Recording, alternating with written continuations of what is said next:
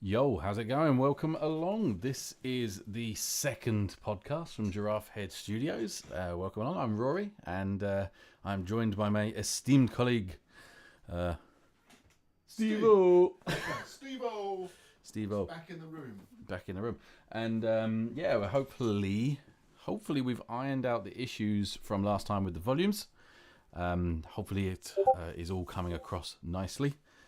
I am going to be sort of jumping backwards and forwards as I confirm that everything is working. But Steve, how you been this week? How have I been? Well, super busy week for me. Both working on Giraffe Head Studios. Things that we've got going on in the background, as well as my real job. Real job? Real job, yeah. Oh dear. Was my proper job. Your proper job. Yeah. All right, cool. It's been fun. And still nursing a hangover from hanging out with my sister on Saturday night. Ah dear. You should calm down the drinking, sir. Calm it down.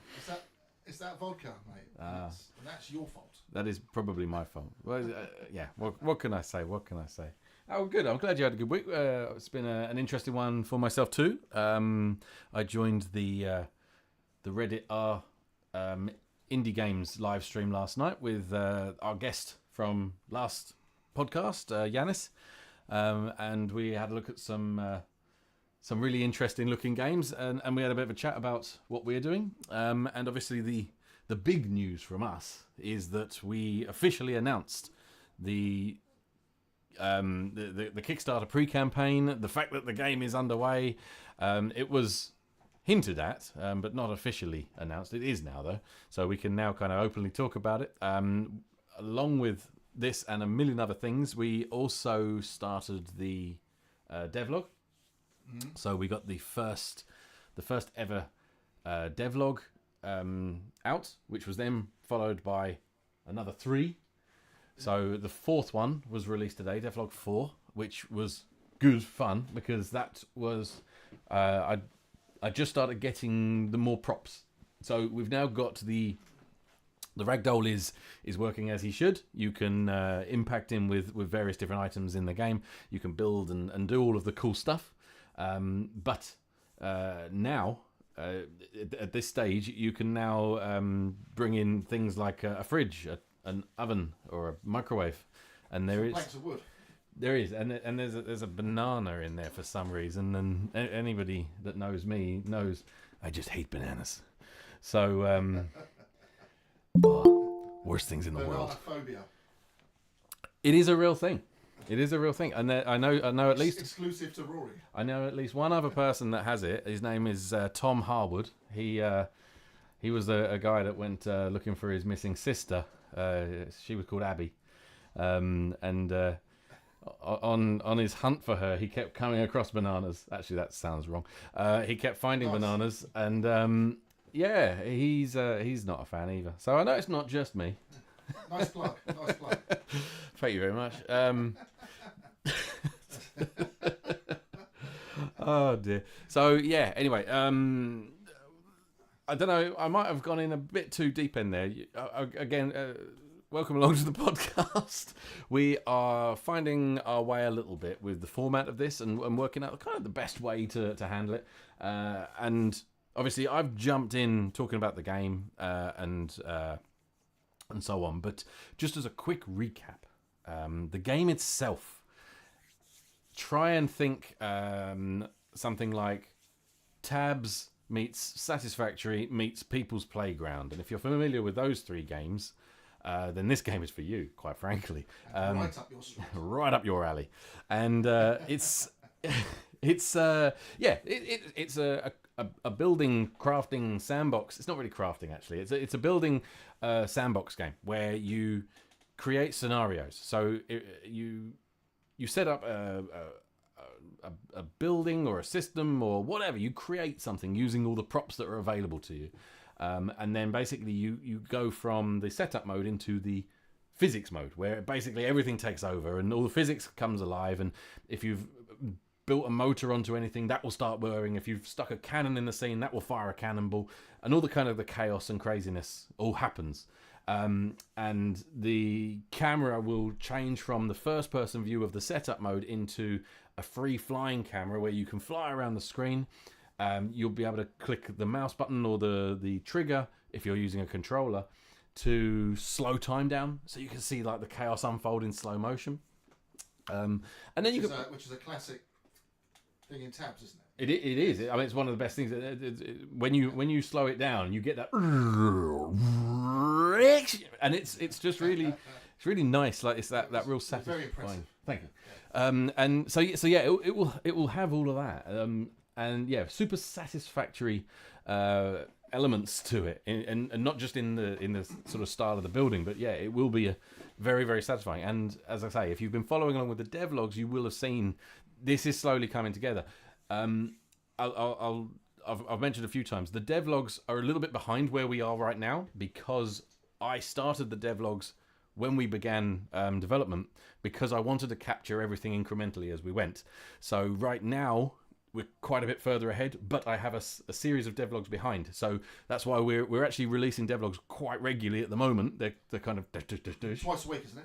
It's been faster than that. Three times a week. It's been over the last few days. We're now on to 4. Yes, so that's a good point. Yeah. So, but that will slow down. So it will be once or twice a week once we kind of catch up. So yeah, I think with the first 4, you can see really good development within what the game's going to be all about, and how you can set up props and set up traps to be able to maximum destruction of said ragdoll.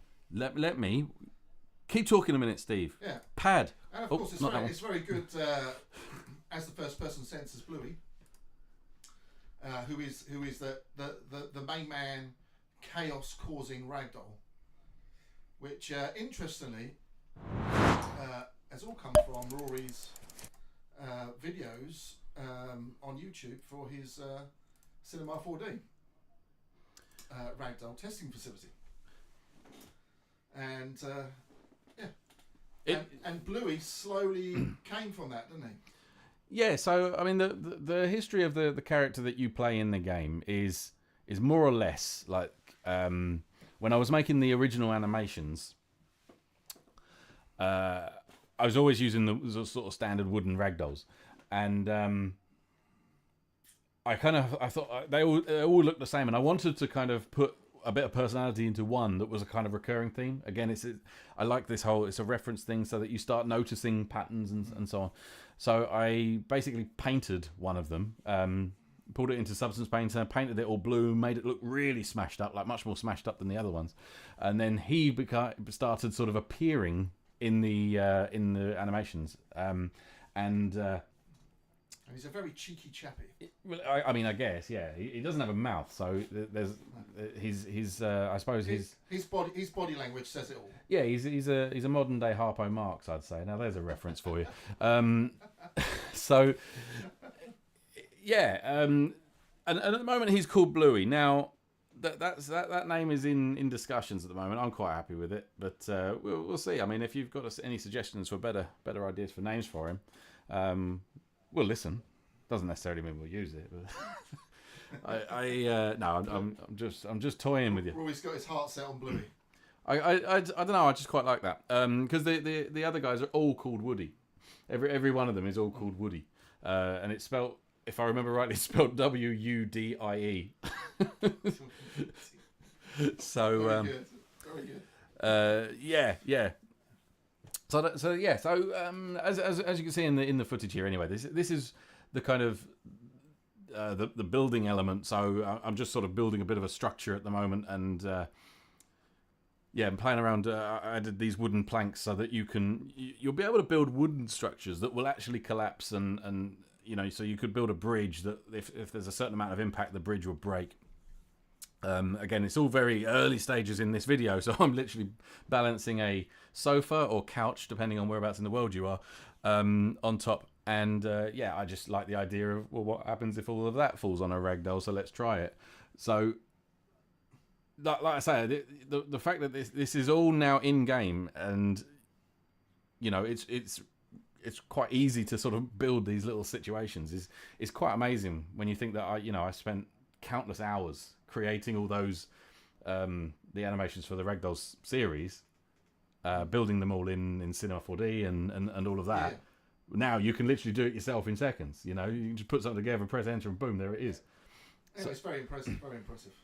So yeah, Especially if you're a follower of the videos, and you follow the episodes all the way through, right up to Ragdoll 10s.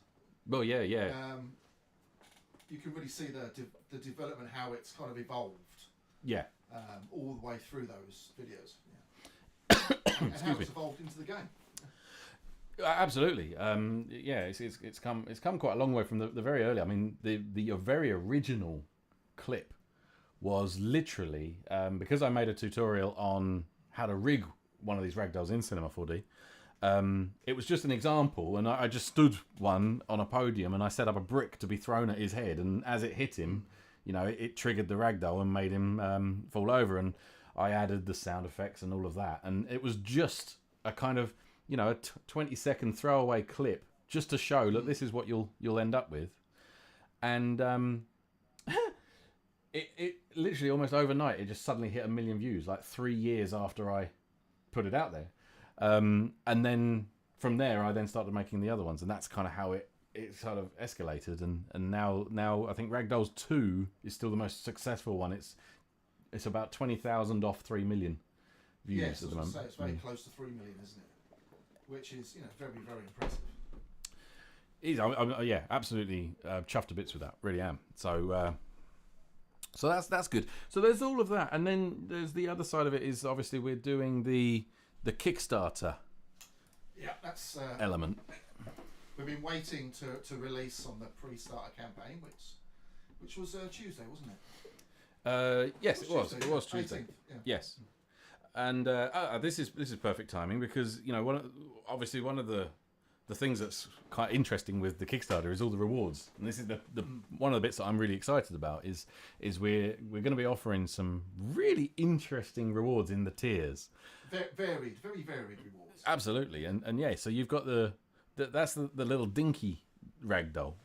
So there'll be that, but there's also then, I'll try and hold this up. You've also got the mid-sized one, and then you've also got the large one. And you've got the really big dude just behind me. And there is him, and you can just see as well on Steve's other side. There is the pieces for a 6-foot one. I haven't assembled it yet because I want to spray it. It's going to be painted all blue, but he is as tall as me, and it's really cool, and it's all 3D printed. It took around 2 weeks to print him. But yeah, I'm going to do a little video of putting that all together at some point, like a little, you know, shorts video that should look pretty cool. And of course, he's going to be made to look like he is in the game, in the Kickstarter trailer as well, where he's all rendered and he looks like he's a bit battered. Yes. Yeah. Yes. Distressed, I think, is the term actually. Distressed. That's it. So it's not that he's been drinking copious amounts of vodka, you know. That's me. I've got a distressed look on my face. So yeah. So there's loads of really cool things. Now, one thing that, you know, if you do happen to be watching this and you do feel like supporting what we're doing here, really easily right now, if you head to our Kickstarter pre-camp page, links in the description. Just go and press the notify me on launch button, and that's it. That's all you got to do. It won't cost anything. There's no commitment or anything. But if you just press that, you know, we're building the numbers, and you know, we're trying to grow that. So anyone that really fancies kind of getting on board and supporting, hit that button. But also, you never know, when we then do release, you might see something in the tiers, you know, that you kind of do fancy. So rewards. Yeah. Yeah, I mean, there's all sorts. The colouring book, the Joker-matic. The Joker-matic. Oh yeah, that's the video. About the Joker-matic. So you're very proud of the Joker-matic. I am very proud. So this is a sneak peek. So this is not until it first gets a mention in the devlog episode 7, and I haven't actually done a full thing on it at the moment. But yeah, the Joker-matic 400. Name still to be TBA, but It's a button in the game, and I don't know. It's another me thing. Like, I have this thing about. I did one in Stocks in House as well, Yeah. where You have a strange thing for buttons. I do, yeah. So the one in stocks in house. This was my first VR game, by the way. There was a button on the wall in one of the rooms, and if you pressed it, there'd be a tannoy speaker, and he'd just like say, what did you expect to happen? It's just a button. And if you press it again, he'd go, right, pressing it twice won't make any difference. And then the idea is you just keep pressing it, and each time you press it, he says something different, and it escalates and gets funnier. And then at one point, he starts singing. Yeah, it's funny. So I built something similar to this in Ragdolls already, and it's the Jokematic 400. And it's a joke button that if you press the 400, yes. It's the 400. If you press the button, it tells you a joke, and it's a terrible dad joke. But there's hundreds in there, so you can just keep pressing it and get different ones.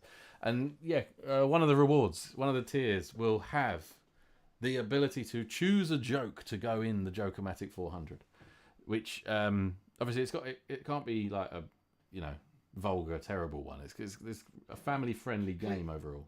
Clean dad jokes. Exactly that. So it's got to be something like that. But you can choose that one, and that'll be your one. And there'll be the option you can have it recorded in my radio voice, or you can record it and send me the audio file, and that's how we'll do it. So you can even potentially have your own voice in the game. So, but you might not want it. You might want it in that. Why did the skeleton? I can't remember the joke. What was the joke you said? The joke I said. What was it? Why can't skeletons fight? That's it. That's already. Do you know that joke's already in there? Genuinely. No, I didn't know. Yeah, it is. I just thought, yeah. Why can't skeletons fight? Because they don't have the guts. So yeah, that's a fun one. That is. And there's also the credits thing. So again, I don't do credits with a rolling thing generally because the teams I work in with the games aren't big enough to have like a rolling credits. So I normally just have to have you and Jim just basically, yeah. But no, so there's a room. So there's a dedicated room in the game that is literally listing all the credit stuff.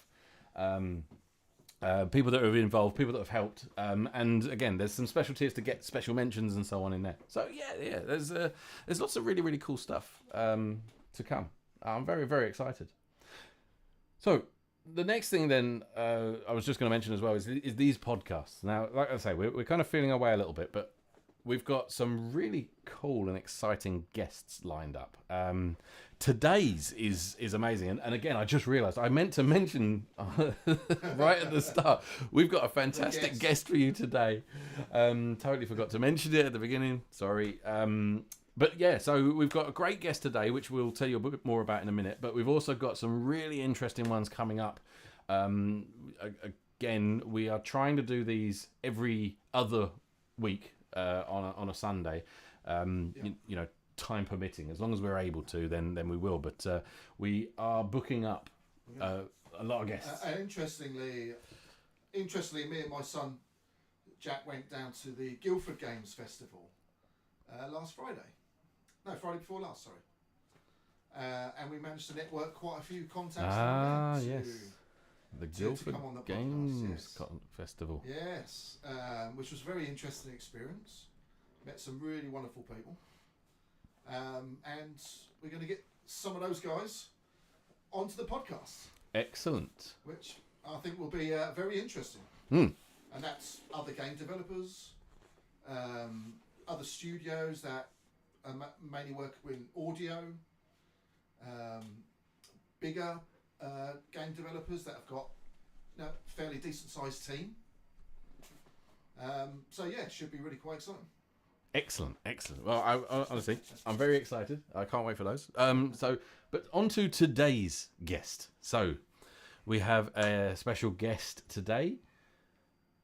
Gabriel. I didn't double check the surname. We practiced this. Yeah, but I'm going to say Gabriel for now, and I'm going to get him to double check with the surname when he comes on for me, because I butcher people's names all the time. I'm terrible at it. But yeah, so. Basically, the creator of the game LAVALAMP on Steam, and I will bring up the trailer and everything for that in a minute, and then we'll get him on to come and tell us a bit about his journey, because it's I think it's quite an interesting story. I don't want to do spoilers or anything, but the angle started off on music, and then grew from there. So I think it's really good. And plus the game, it's quite hard to describe because it's very psychedelic. It's to be honest, it's kind of it genuinely is my kind of humor. It's kind of a little bit, or some people would say random. I think psychedelic walking sim. Yeah. But it's about the space lemmings from space, and you've not got any milk for your cereal, and you can't have your breakfast until you've been to the breakfast forest. But on a technical level, there's some really interesting things that I'm keen to talk to him about, because it was built in Unreal, and obviously we're doing our game in there as well. So there's some interesting techniques and things that have been used, and there's some really cool stuff. So I'll tell you what I'm going to do. Let's see if we can get Gabriel in. I hope I can get this to work properly. Bear with me one moment. Right, and then I am going to... Hi, Gabriel, can you hear me okay? Hi, yes. Fantastic. I just realised Good evening, Gabriel. I didn't put my headphones on, so I can't actually hear anything. I can now. Okay, well, I'm here. Right, fantastic. Let me get you on the main screen over here. Why does the spotlight not work in Google Meet? This is silly. There we go. Boom. Right. There we go. Right, so welcome along. Thank you very much for joining us this evening. This is Good evening, Gabriel. It's great. Yes, hi. So, I don't know if you were able to hear the intro just then. I tried to. Yes, my last name is Ledoux. Ledoux. That's what I thought, but I was going to say Ledoux. So that's what... Brilliant. Right, okay. So we start by just running the trailer for LAVALAMP. Yeah, of course. I think this is fantastic. This is such a cool trailer. Right, bear with me one moment. I'm going to do this full screen and then do this. And then I'm going to do this. The space lemmings from space made many attempts to grow breakfasts indoors, but they never saw true success. Breakfast is the most fundamental meal of the day.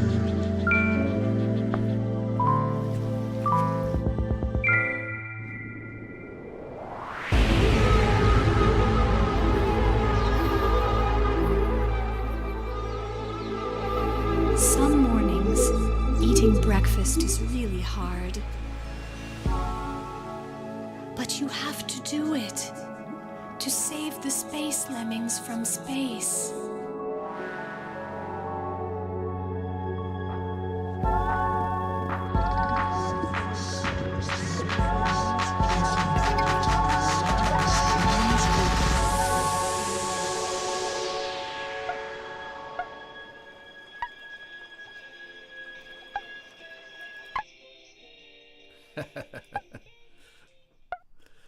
So, let me now get rid of that and go back. There we go.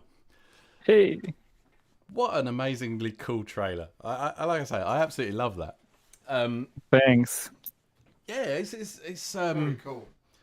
yeah, I definitely I want to know a bit more about the journey, because like I say, I think it's quite interesting what you were telling me before. I mean, but a couple of things. So I had a run through it earlier today, and just to remind myself, 'cause I had a look at it. Oh, I don't know, it was sometime last year when we were first talking. I had a look at it, and there's a few things that really stood out for me. And one, it's just in that trailer there, is when you're going down the stairs, and the sound of the beat is in time with you going down the stairs, depending on whether you're running or you're walking. But what I thought was really clever was it was synced perfectly with the music, no matter how you started walking. So I was like, this is very, very intentional design. It's not just you just so happens that it will look, it'll be right. I found myself going down the stairs, making my own version of the, and I just thought that's little things like that are really good. The other thing that really stood out for me was a lot of the textures. You've got like on a flat surface, you've got a 3D style. You've got a 3D look. Like you saw it particularly on the breakfast cereal box when you sort of twist your head, you see the spoon move slightly parallax to the rest, but then when you actually come around the side, it's completely flat. And again, these are all, in my mind, these are all little touches that is sort of thing that you possibly wouldn't notice if they weren't there, but if they were there but not right, then they would stand out. But because they are they're well executed, they just flow into everything. I think that's what I'm trying to say. I think that makes sense.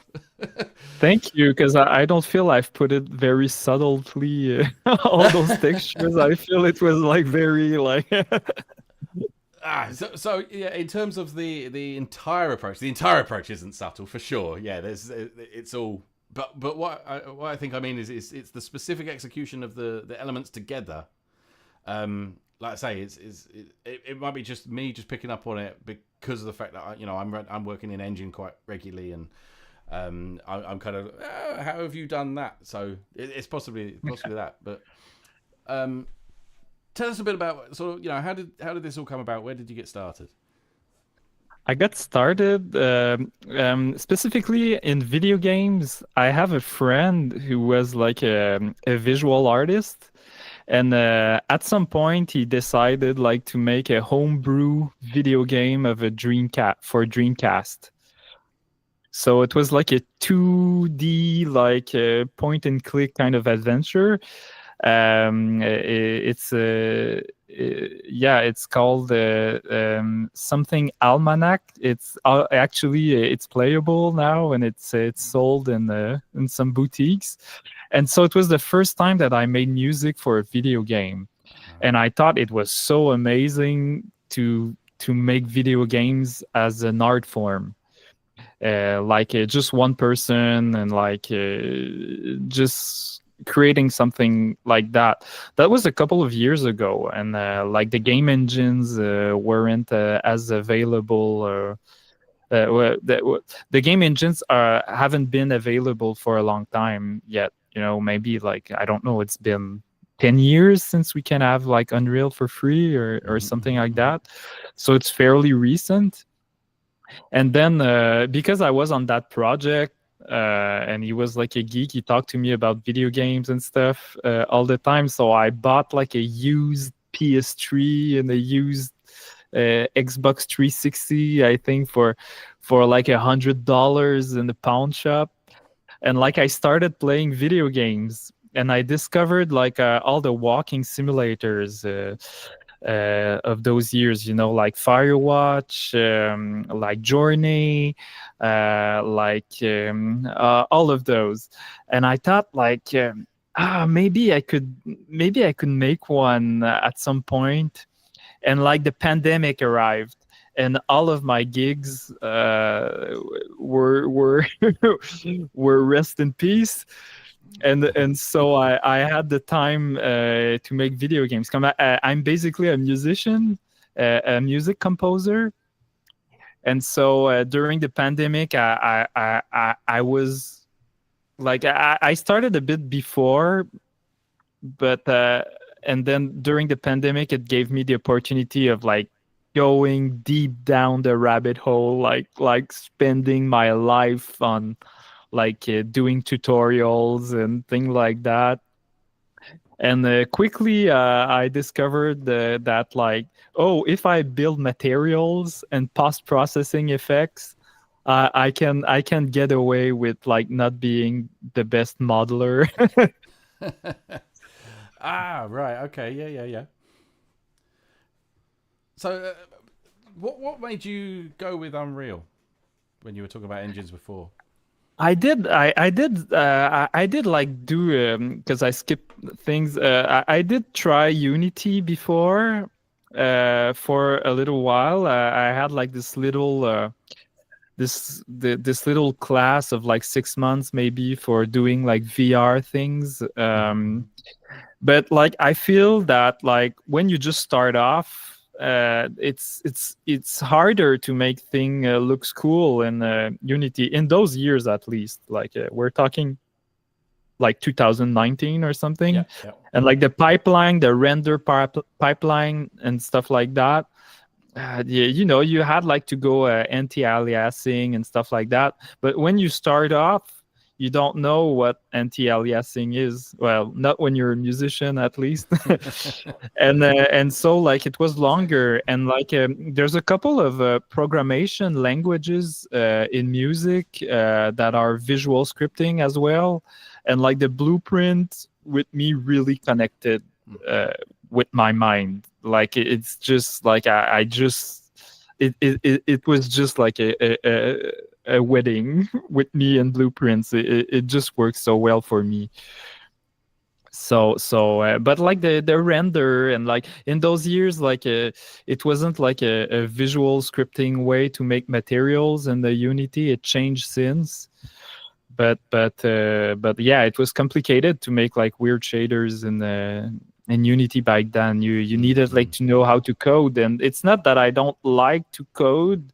I really love it, but like to make visual art, I don't feel. I feel that like connecting things and like textures and seeing them and stuff like that is like way more intuitive and faster to make. So good. That's good. What are you thinking, Steve? So obviously you see in the trailer. Yeah, I mean, I was just very, very interesting trailer. Very engaging.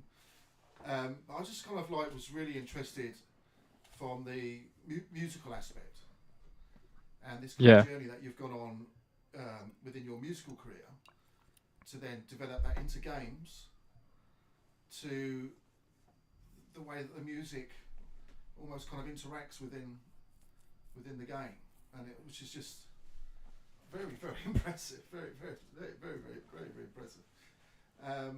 So yeah, it's just that side of the journey which is really interesting.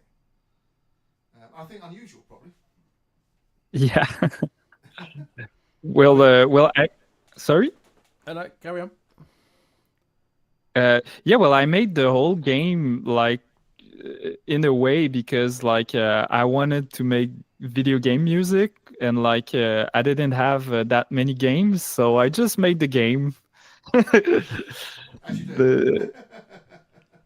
Yeah, and since I had like more programming gigs than music, so I'm still waiting for that that video game music gig.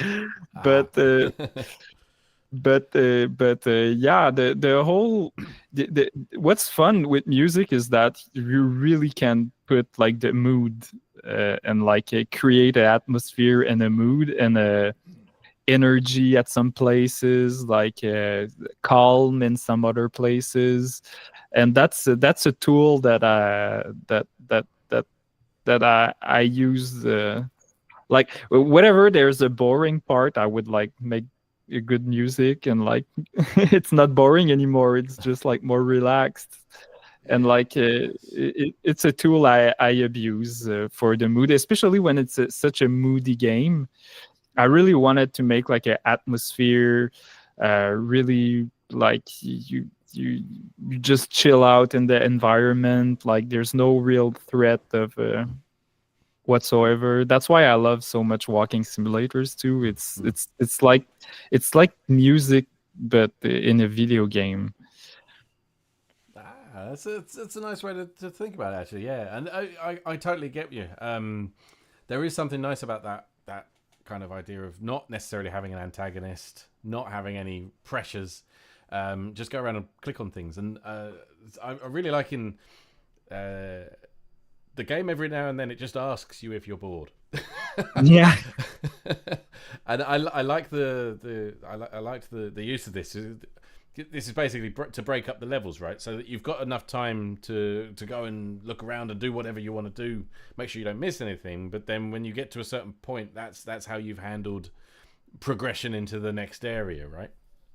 Yeah, well, that's what's motivating as a gamer, as a player. What motivates you to see the next level usually is like boredom, especially if there's nothing to do. So you look at things when you're in a museum, like when you go see another painting, it's because I don't know, like maybe not bored, but you're finished. Bored might be a little extreme, but the whole idea of the game is also underneath it all is talking about ADHD, which I have. So like very like sugar, like bright colors and stuff like that. So boredom is the thing I try to avoid the most in my life. Yeah, again, I can relate with that for sure. But so I'm curious as well on the pricing model. So the game's free. You don't charge for the game. This is it's impressive. Well, what makes you go down that route? Well, I think I was I was a bit insecure first. I thought everybody would hate it, but it's been well. Actually, people kind of like it. I have 93% right now positive review. I'm like amazed. And but the idea underneath it was like to make a second game, and like that one would be like not free. Right. So it's still a short game. It's like a 45-minute ish kind of experience. I think it's a good it's a good showcase for what I can do. And like if people really liked it, maybe when I'm gonna release a Kickstarter, it's gonna work out. Because like people have played it. I do sell the OST, so if people really like it, they can play. But the thing I was like annoyed, like I made so many shows in front of like 30 people, and stuff like that, and it's not like it's sometimes it's like that in Montreal. Sometimes with in the art scene and stuff like that. We have like art grants and stuff like that, so we're still paid. But like I've become like so tired of like, I just did a run of theater show music, and like I think there was like something like 300 people that saw the show, which is not bad at all. But like there's thousands of people that played LAVALAMP, and like it's amazing. And I was like really craving for like I was like, if I sell it $10, okay, maybe 100 people is gonna play it. But like if I give it for free, like there's gonna be a lot more. And I think I was right for that. But like hopefully it's gonna work, like it's gonna work out for the next game, because like it's not sustainable. I was lucky that like during the pandemic, like I had enough money so I could do that. But yeah, I'd like to level up the scope of the next game, maybe a longer game a bit, and so it couldn't. You've got people that are really enjoying this game, and then there's a very good chance that they're going to be looking forward to the game number 2, and on the Kickstarter and progress it from there. I mean, that's what we're hoping to be able to do. With our Kickstarter campaign. Audience bigger and bigger. Yeah, exactly. And I thought like it was a good start. Like also I'm a musician, so like music is free now, and so we don't know how it works, But yeah, I do sell the OST. I've sold some, and it's been cool. But maybe I should have like because like I'm selling the OST actually because people were asking me all the time in the comments. Like I wouldn't even think about it. Like that's how like. I'm not business oriented enough. I feel I'm learning. Actually, I'm doing a class these days to learn business. Oh, so. Nice.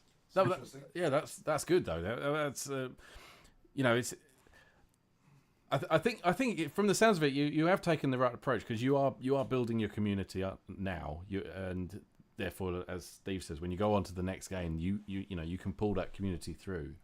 And if you do go down the Kickstarter route. Then, like you say, you've got some inbuilt thing, which is very, very valuable to have that at the beginning, because it's really hard without it. So So that's really good. In terms of your the second project, sort of, are you how far along are you with that? What's the current It's stage? really it's gestating for the moment. These days I'm working like on a VR project that is more like a museum piece thing. Right. And yeah, it's like a VR project with like moments of discussions with my father. So recordings of me talking to my father. My father has a schizophrenia, and so like he made like all of those science theories, and he's talking about his theories. He actually released a bunch of books that he auto released, like with a self-publishing company, and like he tries to explain it to me, and it's actually I don't really understand though, but like it's a project. It's kind of like a documentary, but like the visuals are like I wouldn't say same as a LAVALAMP, but like in the same category, I'd say. And yeah, so these days I'm not actually. I just try like I have this project. The follow up to LAVALAMP was decided like a long time ago, and I thought like it was too much big of a scope to do, so that's why I tried to do LAVALAMP instead before. But yeah, it's gonna come up this year. I'm gonna talk about it a bit more. But these days, I'm just trying to like find ideas about it and like not do anything about it. Like I'm working on that other project, and like I just like sometimes I'm searching for very pure ideas, like just like not not constrained by what I can do, but like just something I want to see. And like for that, I'm trying to not too much work concretely on it, like just writing on papers and stuff like that. It works as well because it's such narrative games. So it's not like it couldn't work in any kind of game, but like as a highly narrative game, it makes sense too. Yeah, so no, I was just so as you find things that inspire you then think, oh, that I'll add that, and then you're back on your VR project and working on that, and then there might be something else that inspires you to, to perhaps think, oh, that'd be good for the follow-up game, and gradually build the idea that way. Yeah, well, I'm gonna start. I'm trying to finish that prototype I'm doing to show in museum, but like I'm for sure gonna start on doing it concretely at some point. But I love that part of like creating games. Like you always find on forum, hey guys, I have a super good idea, can you like program it? Like the idea guy thing. Yes. yeah, the idea guy, like you only have like 50%, like with 50-50. Yeah. So but that guy is important. We have that guy. Any game dev has that guy inside of him. But like I like I'm still an informed idea guy that makes himself his own game, but like I'm still in that process at the moment. Okay, so just on the VR side of things, just because my first game was VR, built in Unity, and it was with the HTC Vive. The launch, it was right at the launch of the HTC Vive, and previous to that, I did a bunch of sort of experiences that were just literally visual experiences that I did for my company and my day job, basically to demonstrate security products in their environments. And I'm wondering, is that the kind of sort of same kind of vibe that you are with this particular project for the museum? It's a bit like a bit, but like it's so much like real, since like it's conversation with my father. So there's a aspect of like it's a museum inside a museum. So Right. it's mostly visual. I'm trying to put like a lot of interactive elements in the space as well, but it's not the thing is. I don't know, like it's so much harder to make VR games. I felt like it changed my language a lot. Because like in LAVALAMP, I'm such a big fan of movies, and like I look at like I know a bunch of DOPs, and I look who's the cinematographer and all of that. And so like in a video game, like for a screen, let's say, like you still have like the frame. Yeah. And like to me it's very important actually to my visual language. I've seen I love like cinematics, I love all of that. And like VR, you're oh no, it's not like that.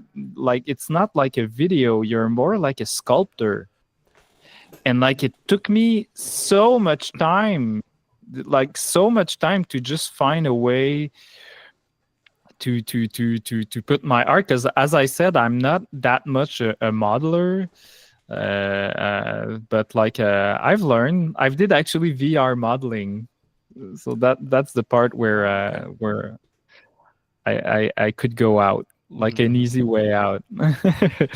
But it's interesting because that is a limitation of VR that I think a lot of people don't necessarily think about, especially players. They don't take that into account. The fact that you can't control exactly where they're looking very easily. There are kind of ways, right? But overall, you know, if you're trying to create that experience, like you said, with a 2D game, it's really easy. And you know, anytime you can pull the camera off the player and point it somewhere, and then you know, you can frame exactly like you say. You can frame that scene, and yeah, I found that a lot with Stocks and House. Was you know, I wanted to do things that were cinematic, but the player could be standing over in a different part of the room. Yeah, you know, there's little you can do, and you make me think. I mentioned earlier on, I was talking about my credits rooms that I do in Stocks in House because of the way. The limitation of that with VR. I actually made it so that you are on a platform that's scrolling forward and you pass rooms. They're like dioramas of the rooms with the credits written on the walls, and the rooms are sort of laid out as mini versions of the parts from the game you saw earlier. And it's almost like like a very slow roller coaster. And I had to do that because of exactly what you're saying.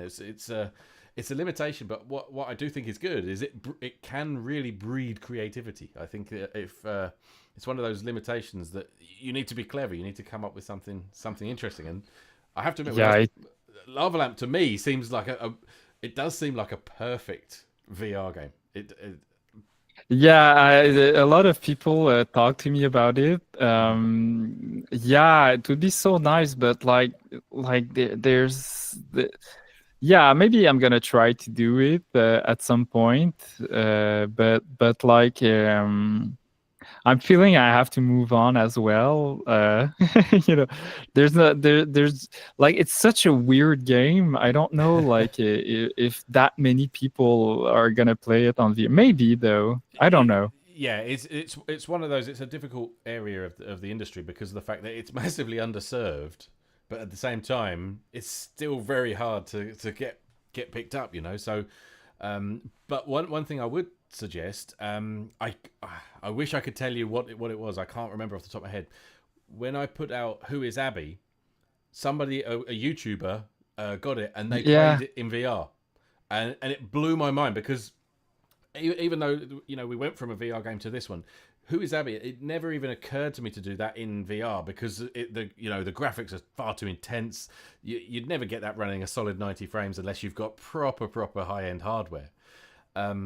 So to see this guy just literally just using some off-the-shelf mod and just playing it was mind-blowing. So I mean, I'll try and find out. I'll find the video of it and see what mod it was, and you might find that you can just load the game up and it might just work, and you can get a feel for it yourself and see what you think. Yeah, I should totally try. Yeah, a lot of people tell me that. Yeah, in the comments and stuff. I've seen a lot of people, but to me, even when it's not a cinematic, it's still a frame, though. You know, so I don't know, but I'm gonna I'll try it. Yeah. Yeah, worth a go. Worth a go.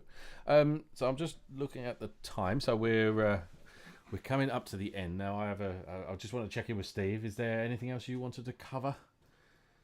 No, it's been a really interesting listen for me. You know, I'm coming from the business side. That's really what my angle is with Draft Studios. Rory's very much the creative side, and listening to kind of your passion with music and how that drives your creativity. I can kind of relate it with Rory quite a lot as well, because I've known him for 15 years, and some of the stuff he comes up with to drive creativity is, it's and that's how he's able to do the really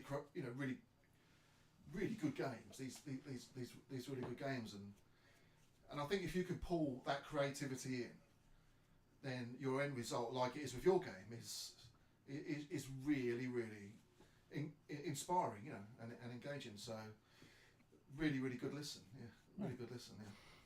Thanks. I'm learning all the time, all this, because me and Roy have chatted so much over the years, and I'm now knee deep in learning everything there is around Unreal Engine and Oh yeah. Everything that goes into building a game. There's so much that goes into it. It's a rabbit hole for sure. It is a rabbit hole. The funny thing that I like explaining to somebody is when they say, "Why don't you just add that?" All right, well, if you add that, then that's going to change these 3 things, and it's getting that kind of mindset. Like, every one thing is 3 other things, and they're normally in a different room. I was so like obsessed. Like I wanted my game menu, the first menu. It took me like maybe 2 weeks to do, because like I was learning to program as well, and like I wanted to text to be wavy like that. It was very important to me, and so like it took me like 2 weeks just so the text would be wavy instead of like just like hard text that you can click on. 100% worth it. 100% worth it. The but aesthetic is perfect. It used to not work though. So like there's a couple of people before the first patch came up that there was only like quit. So you would start the game and there was only quit. Now that's a trippy game, right? Yeah. Psychedelic walking simulator. The end. Wait, what? It adds it. Quit now, leave. I don't. Sorry, you've absolutely made me think of something as well that's quite funny. So in Stocks in House, the VR game, I wanted the quit to be a physical door, and I've done that again in this game because of this. And you literally, there was a big door with the word exit, and if you just click it, it would quit the game. And we had several people report a bug of the game just crashing randomly in the menu. So we couldn't find this crash, and it turned out literally all they were doing was turning around and pressing the door, and it was quitting the game. So it was working. It was doing what it was supposed to do. Yeah, but like. But to them, it just crashed the game. But we're not outside. What? Yeah. So that creases me up. Good stuff. So okay, final thing, and I need to ask you, because I think this is always really fascinating, and it puts you right on the spot. What is the one piece of advice that you would give somebody that is getting into game dev right now for the first time? They're diving into it. What's the one piece of advice that you would give them? My God, wow. Yeah, and I saw it like in the first episode as well, and I should have thought of it. I don't know, like passion goes a long way, and like I guess there's other things too, but like really feel but maybe you're gonna be a game developer anyways if you already have like passion. But so I don't know. My God. I would have thought was a big one as well. Because I feel I'm starting up too, so like I don't know. I feel I need advices. But I always think that's brilliant, because I think that when you're first starting up, you take on things that people that have been doing it for years take for granted, and you sort of tend to be a little bit more receptive to certain things, and I think that's why it's quite interesting. So somebody that hasn't been in the space too long, or hasn't done lots and lots of different things, let's say, it's going to have slightly different viewpoints, and some of them are really important. But I think using passion, having a real want to achieve what you're doing. I think you're right in that goes a really, really long way. Yeah. And maybe like that's a common thing, but like maybe not something too big that you can't do. That's a very common thing that we say, but like just a walking simulator is gonna be so long, like so long. So like maybe like just put like a reasonable scope, and in the way you'll find so many unreasonable ideas that like it's gonna be like long anyways. That is a difficult one. That's something that I think you can only learn that from experience, is learning how to sort of cut off all the different ideas that you get. And you've got to be quite ruthless quite often, no matter how good you think, that's going to be good. You just sometimes just leave it. Yeah. And that's where your creative imagination comes in. Because to be able to design these games and build these games, you've got to be a very creative person. And you've got to have a pretty amazing imagination to be able to come up with all these different scenarios. That in itself, you've got to try and find an end to. Yeah. You just go on and on and on and on. Yeah, I mean that leads on to that whole other side of the definition of done, and not keep jabbing away. For example, our teaser trailer. I think I probably made, I don't know, about 50 odd revisions of that, where I just kept adding just one more thing. Wow. And you've got to kind of rein yourself in at times, right? Trailers are so hard. Like that was actually one of my first like video editing project ever. Oh, really? Like my trailer. Yeah. Nice. I like it. I mean, sound always sells as well with a trailer. Good quality sound. I think because you've got such a strong the aesthetics of the audio and everything is so strong from the outset. It all just gels together really well. The voices are great, and I get away with a lot because of sound, yeah. but yeah, honestly, absolutely fantastic little play. Really, really good game. So I thoroughly recommend it. There'll be a link to the description. Have you got any social medias that anybody might want to come and follow you on? Or yeah, the Instagram. So it's SLF space _ So the underscore is like the space. Anyways, and so that's my Instagram. That's mainly where I post. There's also like the Space Lemmings from Space Production channel on YouTube. I'm going to post a little bit more. I'm being inspired by you. And so like working a little bit more on my YouTube stuff. Good. I think that's a great way. I'm a big fan of that sort of thing. Well, thank you very much, Gabriel. I really appreciate you coming along today. Thank you, Gabriel. And thank you so much. No problem at all. Have a great rest of your day, and we'll catch up with you again soon. Yeah, sure. Thank you so much. Thank you, Gabriel. All right, buddy. Thank you very much. So, catch you later. Yay. Bye-bye.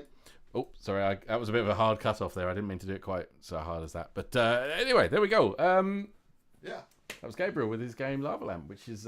yes. I seem to have lost my mic. Have you lost your... It's just in front of you there, Steve. That one. I don't know what's happened there. I'm not getting anything through now. I don't know. You'll be fine. So that was a really fascinating interview. Thank you very much to Gabriel for coming on. Like I said, do check out LAVALAMP. It's 45 minutes to an hour just to sort of play through. But it's very relaxing, but very trippy, and really, really nice use of sound. I recommend put some headphones on as well when you play it. You'll get that really immersive sort of feel with it as well. Well, it's the sound is the massive is like Gabriel's massive strong point, isn't it? It's bring all of that really top quality professional composition into it. Yeah, and it really does show. It's yeah, that's that one, and and that brings us to the end of this week's Podcast number two. Podcast number 2. So we do hope you've enjoyed it. It was good fun. Interesting conversation. We talked a lot about our project, which we finally can, which was nice. Yes, and we're 2 weeks' time we'll have even more to talk about. We will. So make sure you do come back in 2 weeks' time if you're watching live, or if you're watching it the day before, make sure you watch tomorrow. But I think there's too many scenarios I could probably go through here. I think you probably. So I won't. Yes, I won't Rory, do you that. definitely could. Yes. No. So again, thank you very much. We'll see you in the next one. Don't forget to please, as I mentioned before, do check out our Kickstarter pre-campaign page if you want to press that notify me on launch. We will love you forever. Promise. Thank you very much, everyone. We will see you next time in 2 weeks' time.